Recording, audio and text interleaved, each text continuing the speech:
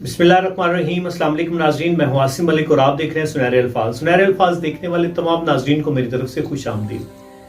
दोस्तों, आज की वीडियो में हम बात करने जा रहे हैं कि औरत के लिए हमदर्द अगर है तो वो कौन है। मुआशरे में कौन से ऐसे मर्द हैं जो औरत के हमेशा से हमदर्द होते हैं। इस वीडियो को शुरू करने से पहले, इसमें बात करने से पहले मैं आप सभी लोगों से ये शेयर जरूर करना चाहूँगा कि औरत जो है ये हमारे मुआशरे का एक अहम करैक्टर है, एक अहम किरदार है।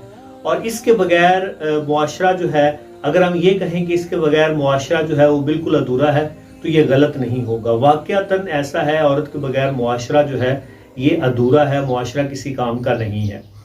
तो दोस्तों, इसलिए औरत का करैक्टर जो है, औरत का किरदार जो है इस दुनिया में वो बहुत अहम है। लेकिन औरत को मिस यूज किया जाता है। बहुत सारे अफराद, बहुत सारे लोग इस तरह के हैं जो औरत के साथ खिलवाड़ करते हैं, उसके साथ जुल्म करते हैं, ज्यादती करते हैं, उसके साथ आप कह लें कि एक तरह से उसके साथ नाइंसाफी होती है। दूसरा, लोग जो हैं उसको जिस तरह चाहें उसको इस्तेमाल करते हैं।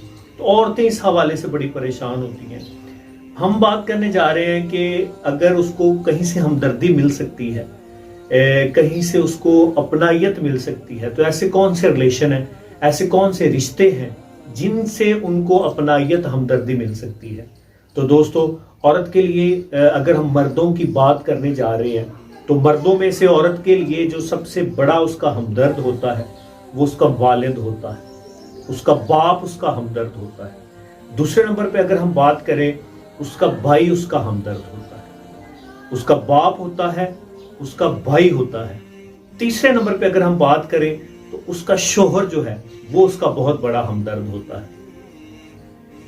चौथा और आखिरी नंबर पे अगर हम बात करें तो उसका बेटा उसका हमदर्द होता है। दोस्तों, ये चार मर्द हैं। ये चार मर्दों के अलावा औरत से अगर कोई हमदर्दी का इजहार करता है तो उसके पीछे कोई ना कोई वजह जरूर होगी, मतलब उसके पीछे उसका कोई मोटिव, कोई मकसद जरूर होगा।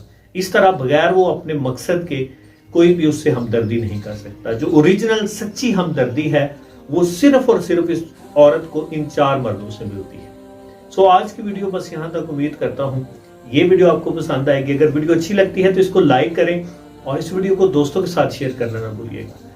अगर आप चाहते हैं कि हम किसी टॉपिक पे वीडियो बनाएं तो कमेंट में जरूर हमें बताया करें कि हम किस टॉपिक पे वीडियो बनाएं, किस टॉपिक पे आपकी रहनुमाई करें। मुझे आसिम मलिक को दीजिए इजाजत। इंशाल्लाह अगली वीडियो में फिर आपसे मुलाकात होगी।